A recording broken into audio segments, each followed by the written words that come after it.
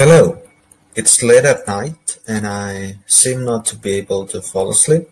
I don't know why, so I decided to make this video. I don't care. Actually, I've made this slide long time ago. I entitled this Online Learning: What Teachers Need to Know. And it's actually quite a rhetorical statement because I believe that most teachers nowadays know almost everything pertinent to online learning.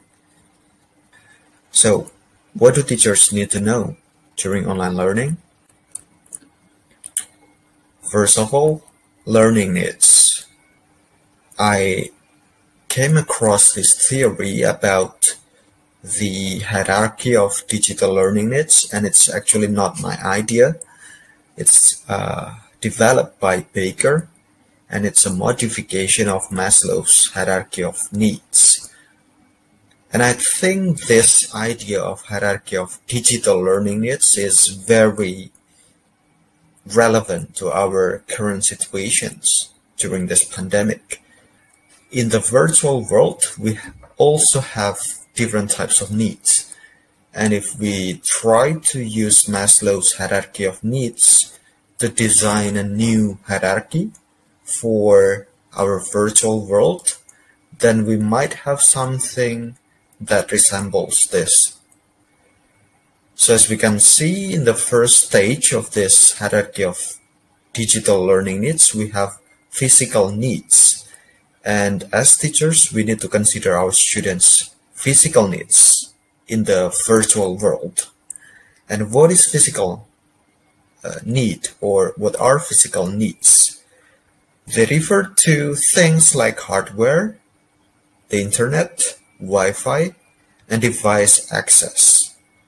So if in the real world we have physical needs like the needs for housing, for clothes, things like that, and also for foods, in the virtual world we have things like hardware, the internet, Wi-Fi, and device access.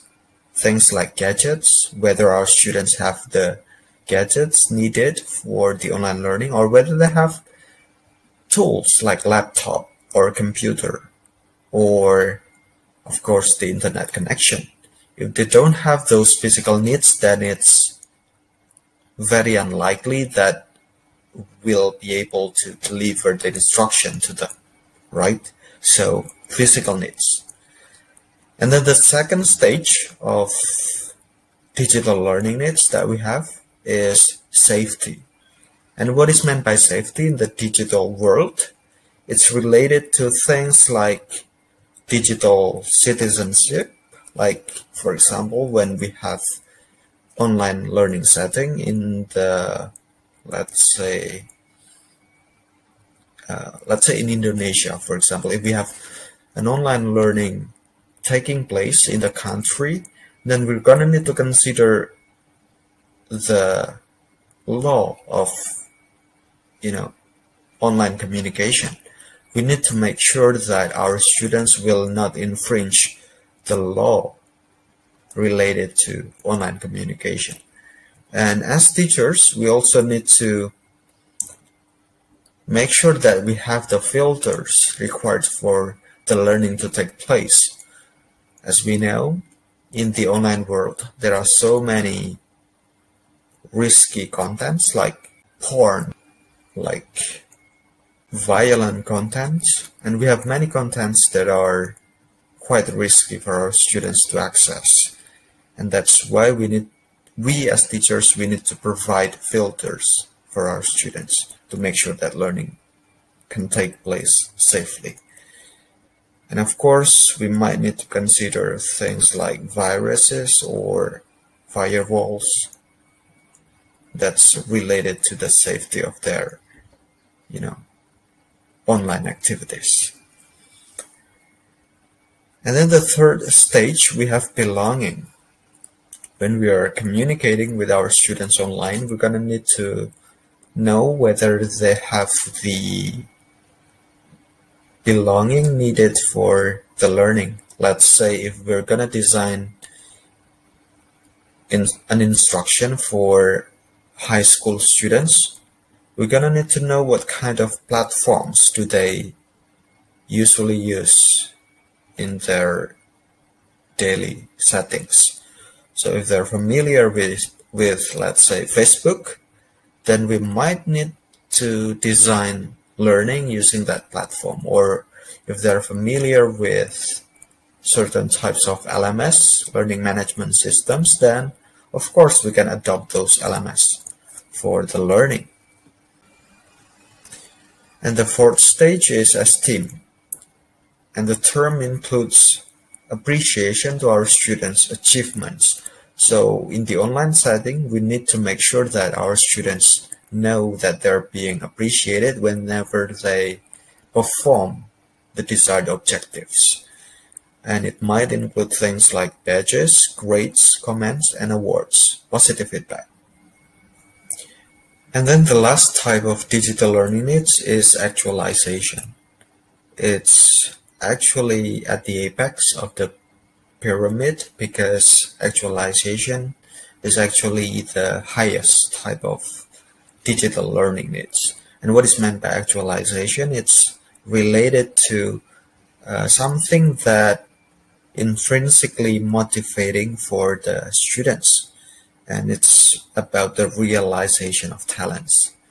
For example, when our students produce something as a product of learning, we teachers need to make sure that we really acknowledge their talent in producing that result or that outcome.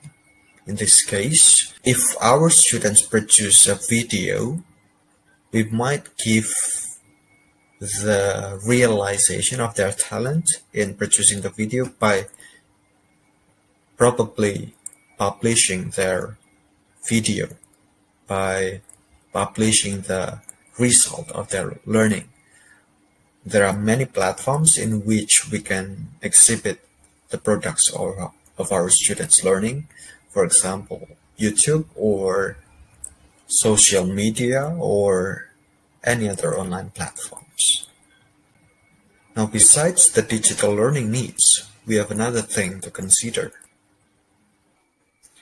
And that is, of course, learning styles. It's quite cliche, actually, because all teachers know about learning styles.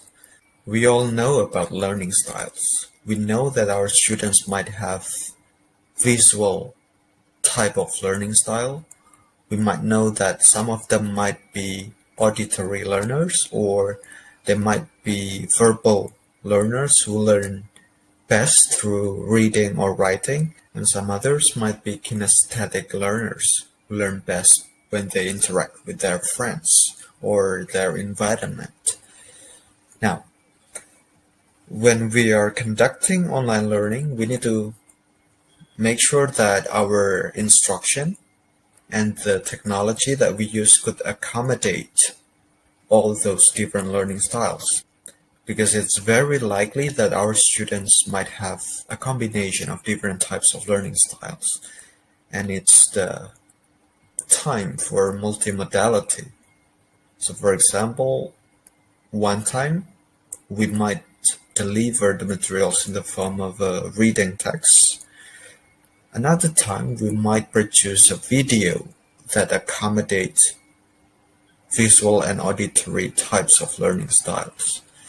And another time we might produce a game or activity in which the students can interact with their environment, and then they might be able to videotape their activities. And that marks the end of this video, of this presentation, and I've expounded two topics that are very crucial in online setting. The first one is learning needs or digital learning needs, and the second one is learning styles. Even though we are learning in this online setting, we need to make sure that those topics are well addressed in our design of instruction. So I hope by watching this video, we as teachers can better design our instruction so that it can facilitate our students well. Thank you.